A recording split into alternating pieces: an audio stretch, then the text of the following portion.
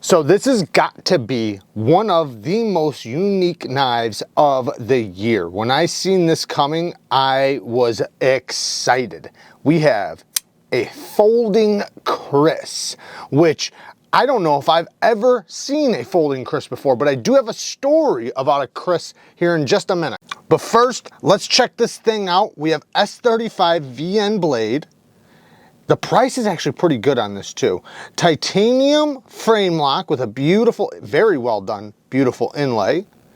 Titanium milled pocket clip that works good, and a small titanium backspacer.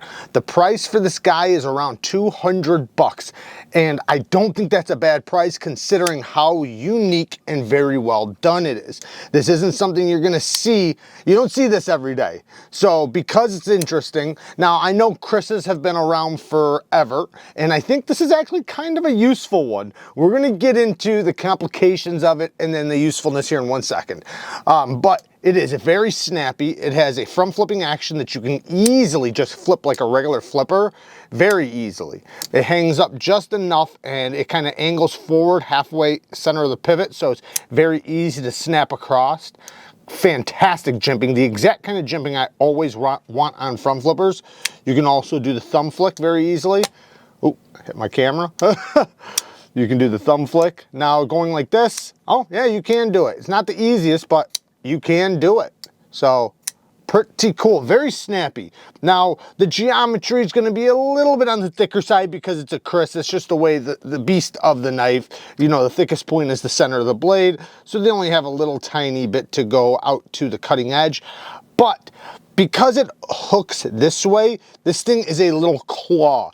It works really good for opening things up. Now, I wouldn't recommend breaking down your cardboard with it. You know, there's plenty of other knives you can use to do that.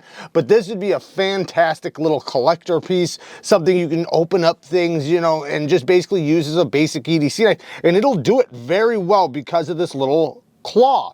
Now, you can still, because this is an edge right here, you can still slice with it. This side is not sharpened, so it's not a double-edged KRIS, so you can use your finger on the spine if you need to. Now, the complications with this. The complications are the sharpening part. So maybe I'll do a video on how to sharpen a KRIS in the future, but basically, you just need round stones. It's that easy. You just need round stones, you need rods, things like that. You could use the corner of a stone, that would also work. The corner of a stone would work just fine, but I would recommend using a round stone. You can also go as far as like little thin stones, like 1/4 inch stones, but round stones are gonna be what works best. It's actually more comfortable than you'd imagine. Considering how, you know, it has the SE or the snake-like handle, it actually is not uncomfortable at all. It just kind of works that way, that it works actually pretty good. You know, I can't imagine you could possibly use it pretty good, you know, even though it's not going to be the best tool for all jobs, but you know, like I said, it's very fascinating and interesting.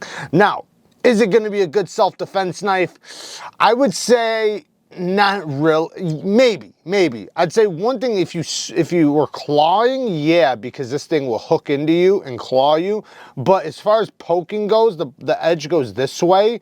So, you know, I'm sure you could still, but if it was straight, then maybe. But, you know, I don't know if it's that kind of blade or not. Now, so I do got to say that this thing actually works pretty good as a cutting tool. You know, I only cut with a little bit, but the way it works is when you're slicing, these little curves capture the material and help you make an extended cut, and then it gets over the next hump and then it makes another extended cut.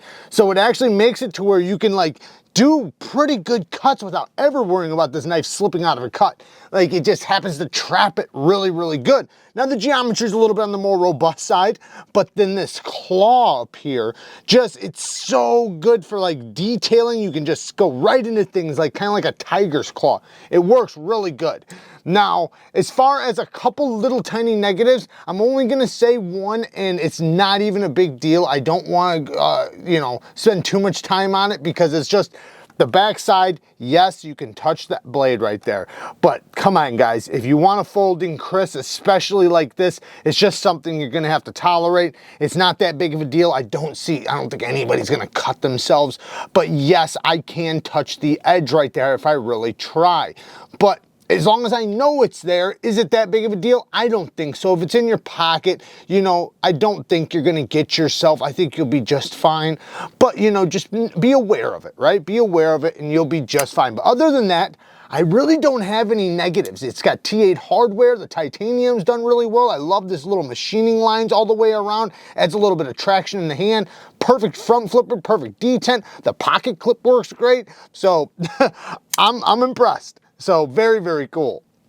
So this is a Taguas design, and if you didn't see it, we recently had the KAVISO on the channel. This is also a Taguas design. You can go and check that video out. The KAVISO, very, very awesome. But he's just been doing these wicked, wild knife designs that you know, I personally love. I think it's cool. I love seeing unique knives and just fascinating things. Some people are gonna call them gas station knives, which, you know, is just ridiculous to call everything a gas station knife. This is obviously a premium made knife with premium materials, so it's the real thing, not something, you know, using the worst materials you could possibly use at the worst fit and finish with the worst tolerances, with the worst everything, right? Anyways, the story. Let me tell the story about the KRIS. So when I was a kid, I had a KRIS, and I'm not gonna say where I got it from, but I had a KRIS, and it was a big fixed blade KRIS. I thought it was the coolest thing ever. You know, it looked like a snake. To me, it was just so awesome that I had it. One of my buddies, I ran into one of my buddies, and he had a butterfly knife, and you know, at the time, I had never seen a butterfly knife, a real one, you know, aside from in the movies and stuff. I was still a kid. So he asked me if I wanted to trade for my KRIS. I said, yes, I do. But, you know, ever since then, as a kid, you know, I've always been kind of attracted to it. Not saying it's practical, not saying anything like that. It's just the kid in me that you know, it's cool, right? And, you know, it's got to be somewhat difficult, you know, to even not just to sharpen, but to make, you know, and just everything about it. So, you know, I think it's cool, and it really shows the level of quality that CMB made knives is capable of doing. Good access to the lock bar, very comfortable disengagement. The blade is nice and light, so it's not going to hurt you coming down. And it does hit your nail. Like I said, the front flipper is super duper snappy. The detent is nice and light in a good way, because you don't want a strong detent with a front flipper like this. So I'm very happy with the way, and it's not a light detent, it's a perfect detent for a front flipper. But nice comfortable disengagement. Love how the blade sits right in the handle like that, perfectly centered. Yeah, they did a good job with this thing. So this is just a quick first impressions. We will be testing it out. We might possibly do a sharpening video on it to show you guys how to sharpen a KRIS. But until next time, let me see if I can flip it left-handed. Until next time, peace.